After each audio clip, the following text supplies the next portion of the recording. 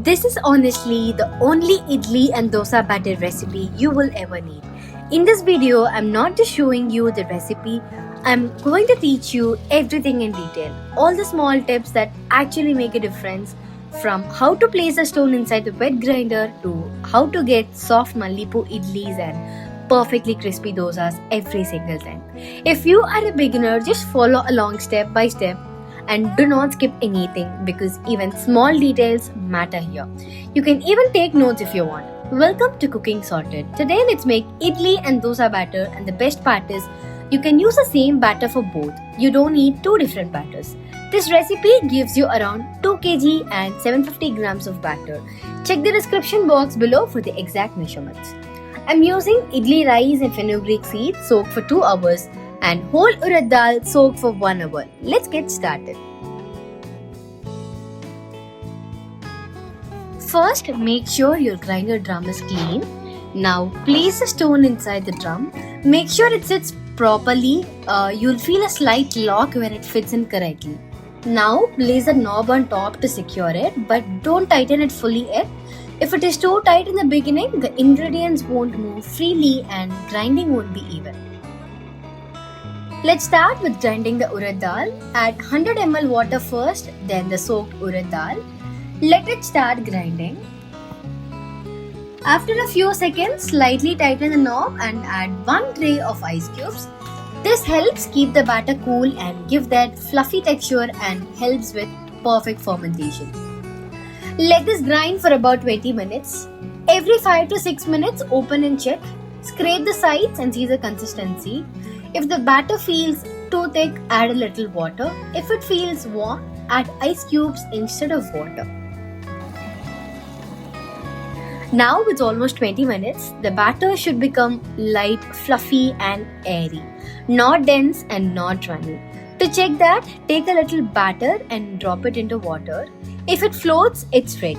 Once done, transfer it immediately to a ball.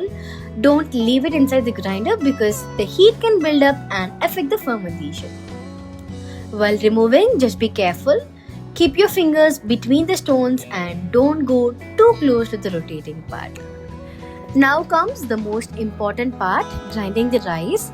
Slightly loosen the knob and add about 400 ml water, followed by soaked rice and fenugreek seeds. Now slightly tighten the knob and let it grind. After a few seconds, tighten it completely and let it grind for the first 8 to 10 minutes. After that, open and check. At this stage, the rice will look coarse and that's completely normal. Now here, don't make the mistake of adding all the water at once. If you add too much water, the rice will just spin and won't grind properly. So now add another 400 ml water gradually, close and continue grinding. After another 8 minutes, check again.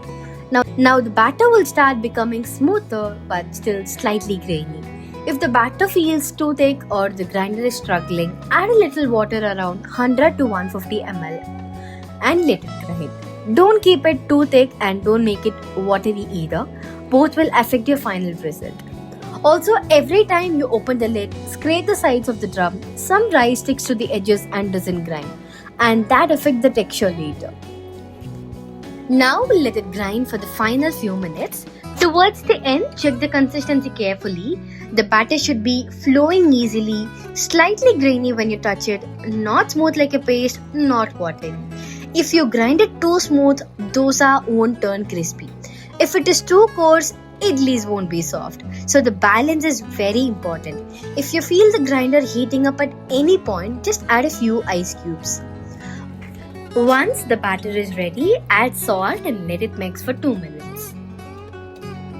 Now add the ground urad dal batter back into the grinder and let everything combine well. I'm using a 2-liter wet grinder, so this quantity fits perfectly.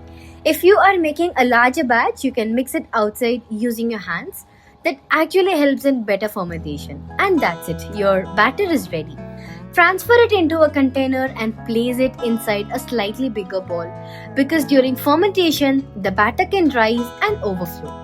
Now after fermentation, this is how your batter should look like. See how beautifully the batter is fermented.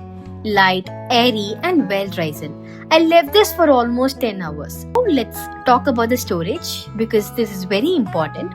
You can ferment the batter fully in one container and then store it in smaller containers if you don't have electricity issues or if you are planning to use it soon. But always make sure you fill only 3/4 of the container because if there is a power cut or temperature change, the batter can rise more and overflow.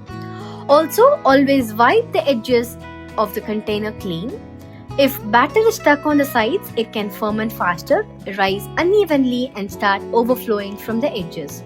If you want to store for longer, you can also divide the batter into multiple containers before fermentation and refrigerate it. And whenever you want to make idli or dosa, just take one container out the previous night and let it ferment outside. For fermentation timing, for hot and humid weather, it is around 6 to 7 hours. And for cooler weather, it is around 8 to 10 hours. With this batter, you can make around 50 dosas and 30 idlis. And the same batter works perfectly for both. If you found this helpful, don't forget to like, share, and subscribe to Cooking Sorted. I'll see you in the next video.